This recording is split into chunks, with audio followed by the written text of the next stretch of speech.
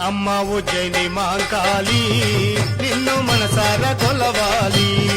అమ్మ ఉజ్జయిని మాంకాళి నిన్ను మనసారా కొలవాలి.